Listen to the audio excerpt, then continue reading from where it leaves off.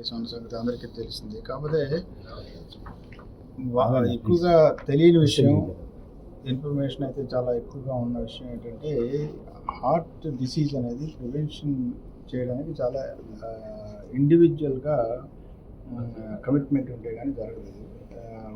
రెండో విషయం, వరల్డ్లోనే heart failure తోటి దాదాపు 5 lakhs పీపుల్ ఎవ్రీ ఇయర్ చనిపోతుంటారు. ఒకసారి హార్ట్ ఫెయిల్యూర్ అని డయాగ్నోస్ చేసిన తర్వాత లైఫ్ స్పాన్ 6 నెలల నుంచి 18 నెలల లోపల ఎక్కువ మంది 50% ఆఫ్ ది డయాగ్నోస్ పీపుల్ చనిపోతుంటారు. దీనికి రకరకాల ట్రీట్మెంట్స్, మెడిసిన్స్తో కొన్ని రకాల పేస్ మేకర్ టైప్ ఆఫ్ ట్రీట్మెంట్లో కొంత, అలాగే హార్ట్ ట్రాన్స్ప్లాంట్ ట్రీట్మెంట్ అవసరం. తర్వాతనేమో కొన్ని రకాల ఎల్వాడ్స్ అని లెఫ్ట్ వెంట్రిక్యులర్ సపోర్ట్ డివైసెస్ అని కూడా కొంతమందికి పర్మనెంట్గా పెట్టడానికి అవకాశం ఉంటుంది. సో రకరకాల ట్రీట్మెంట్స్ బేస్డ్ ఆన్ వాళ్ళ డిసీజ్ లెవెల్ని బట్టి ఉంటుంది.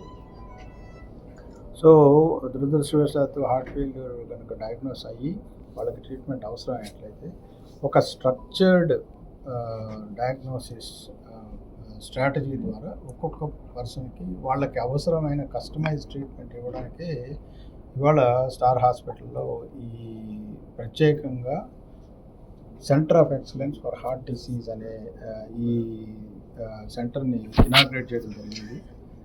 ముఖ్యంగా నాకు బాగా గర్వించదగ్గ విషయం ఏంటంటే మా హాస్పిటల్లో హైలీ స్పెషలైజ్డ్, వెల్ ట్రైన్డ్, ఇంటర్నేషనల్గా ట్రైన్ వచ్చిన డాక్టర్ సురేష్ కానీ, డాక్టర్ అంజనీ కానీ, వీళ్ళందరూ they are dedicating their entire professional life to developing a models for heart disease.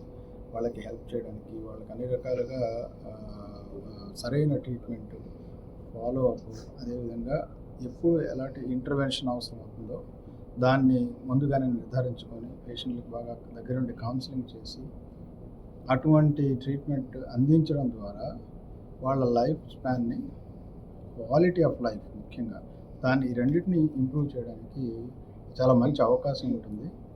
So రాబోయే రోజుల్లో దీన్ని మరింత మాధ్యమాల ద్వారా మీ అందరి ద్వారా ముందుకు తీసుకెళ్ళి ప్రజలకి అవగాహన క్రియేట్ చేసి వాళ్ళకి దురదృష్టవశాత్తు వచ్చే ఈ హార్ట్ ఫెయిల్యూర్ని మనం ఒక సైంటిఫిక్ వేలో ట్రీట్ చేయడానికి ఈ సిస్టమ్ బాగా ఉపయోగపడుతుంది. అందువల్ల ప్రజలు దీన్ని బాగా ఉపయోగించుకోవాల్సిందిగా నేను రిక్వెస్ట్ చేస్తున్నాను. అదేవిధంగా మా doctors, professionals, not only doctors, technicians కానీ అందరూ కూడా ఈ పేషెంట్స్కి అన్ని రకాల సహకారాలు అందించి వాళ్ళ లైఫ్ క్వాలిటీని ఇంప్రూవ్ చేయడానికి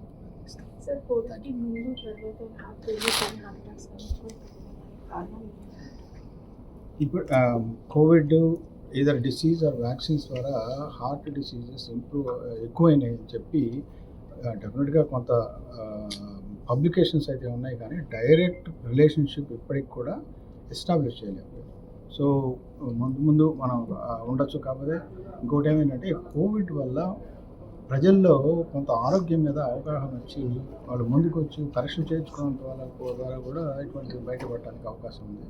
అందువల్ల ఇంక్రీజింగ్ నంబర్ అనేది కోవిడ్ వల్ల వచ్చిందా, లేకపోతే ఆల్రెడీ సొసైటీలో ఎగ్జిస్టింగ్ ఉండేదాన్ని మనం ఇప్పుడు డయాగ్నోస్ చేస్తున్నాం అనేది ఇంకా సైంటిఫిక్గా నిర్ధారణ అవ్వలేదు.